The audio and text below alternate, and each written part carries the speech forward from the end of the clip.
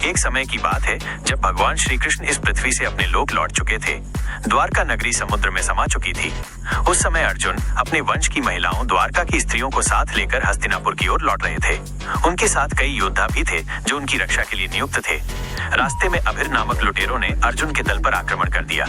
अर्जुन को पूर्ण विश्वास था कि वो पहले की ही भांति अपने गांडीव धनुष और दिव्य अस्त्रों के द्वारा इन डाकुओं को पराजित कर देंगे, परंतु ये विश्वास टूट गया।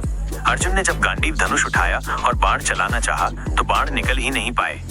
जो कुछ बाण निकले भी वे पहले जैसी शक्ति, तीव्रता और लक्ष्य भेदन क्षमता नहीं दिखा पाए। अर्जुन ने अपने को असहाय, अशक्त और दुर्बल महसूस किया। डाकुओं ने अर्जुन के साथियों को हराया, उनका बहुमूल्य सामान लूट लिया और द्वारका की अनेक स्त्रियों को बंदी बनाकर अपने साथ ले गए। ये अर्जुन के लिए केवल एक हार नहीं थी, ये एक आध्यात्मिक धक्का था। इस गहरी हार के पश्चात अर्जुन ने अत्यंत दुखी होकर भगवान श्री कृष्ण को याद किया। उन्हें ये गहराई से अनुभव हुआ कि उनकी वीरता, शक्ति और विजय शक्ति केवल श्री कृष्ण की कृपा से थी। जब श्री कृष्ण इस पृथ्वी पर नहीं रहे तो उनके साथ अर्जुन की दिव्यता भी विलीन हो गई। अर्जुन का गांडीव अब केवल एक साधारण धनुष बन चुका था।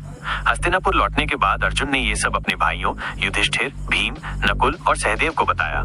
सभी पांडवों को ये स्पष्ट हो गया कि द्वापर युग का अंत हो चुका है, अब कलयुग का आरंभ हो गया है। उन्होंने तय किया कि अब राजपाट का मोह त्याग देना चाहिए। उन्होंने अपना राज्य राजा परीक्षित को सौंप दिया और स्वयं महाप्रस्थान के लिए हिमालय की ओर प्रस्थान कर गए, अपने जीवन का अंतिम अध्याय पूर्ण करने। फिर भी किसी ने लाइक, शेयर और सब्सक्राइब नहीं किया।